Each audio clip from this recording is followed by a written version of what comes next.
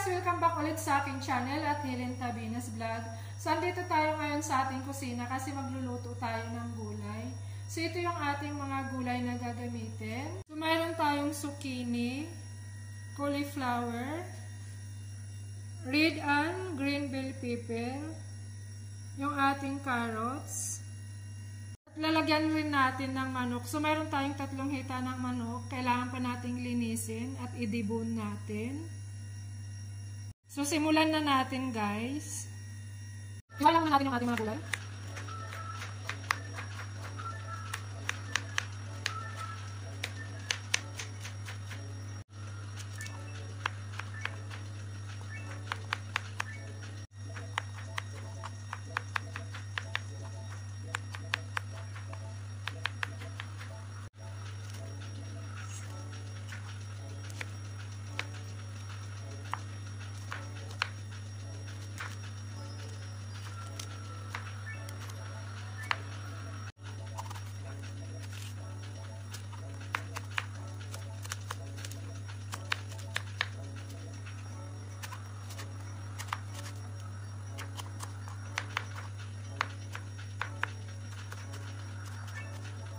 Ito na yung ating mga gulay na hiwa-hiwa ko na. Ito naman yung manok, natanggalan ko na ng buto at balat. So, lalagyan na lang natin ng ating spices. Lagyan natin ng asin.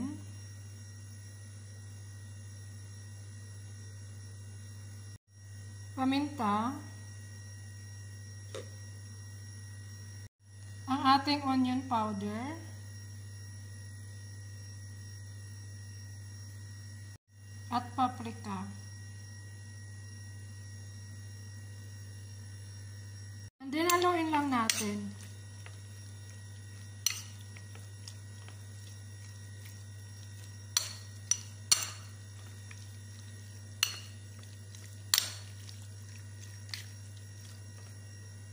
Maglalagay rin tayo ng ating soy sauce. Kaya kunti lang yung nilagay kong asin kanina kasi maglalagay tayo nito.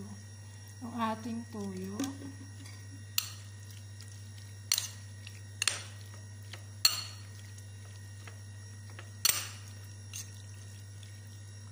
Then, iiwanan lang natin dito ng mga 30 minutes para mamarinate yung ating manok. So, ngayon naman guys, yung nakamarinate nating manok ay lalagyan na natin ng 2 kutsarang harina. So, ito yung ating harina. Ibudbud lang natin at ating masahin. Masahin talaga. Haluin po. Ayan, haluin na natin.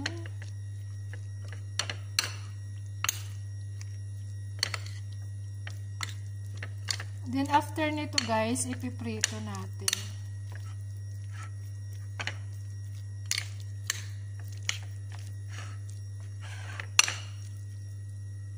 Ipan-fry natin yung ating manok.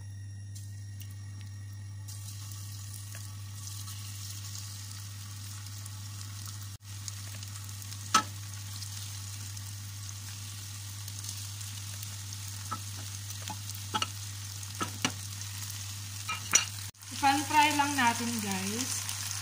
Lutuin lang natin hanggang maging golden brown ang bawat sides.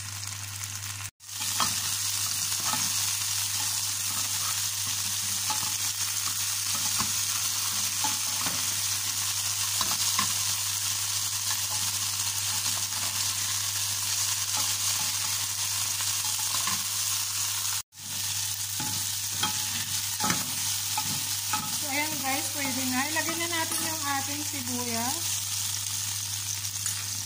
And then yung ating bawang.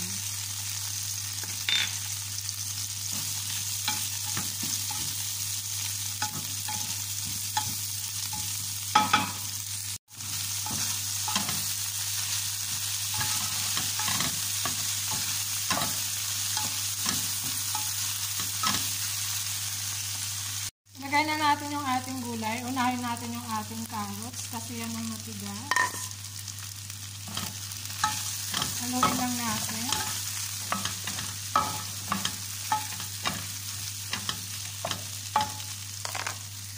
Yung ating cauliflower.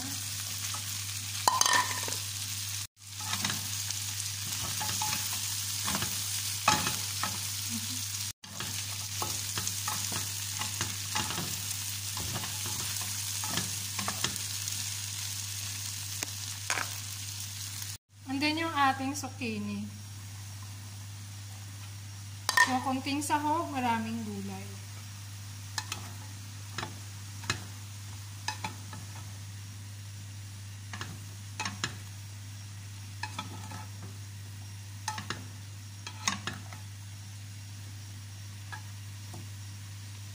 Maglagay lang tayo ng ating chicken stock or chicken powder,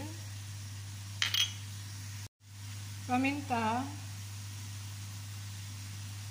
at yung ating soy sauce.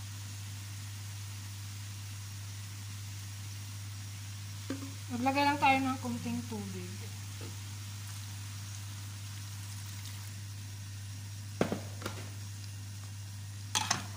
And then, haluin lang natin.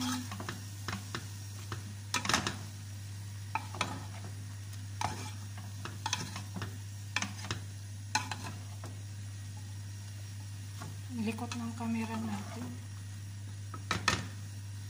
Takpan lang muna natin guys hanggang sa maluto yung ating gulay.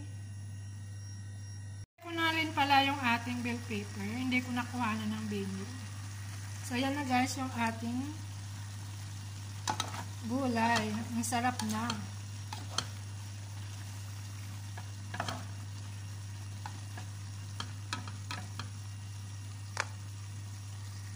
Guys, luto na yung ating gulay. Kaya naman maglalagay tayo ng ating sesame oil.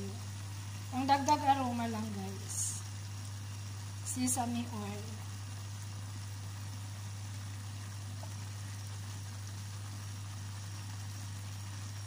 So, yan, tama na yun.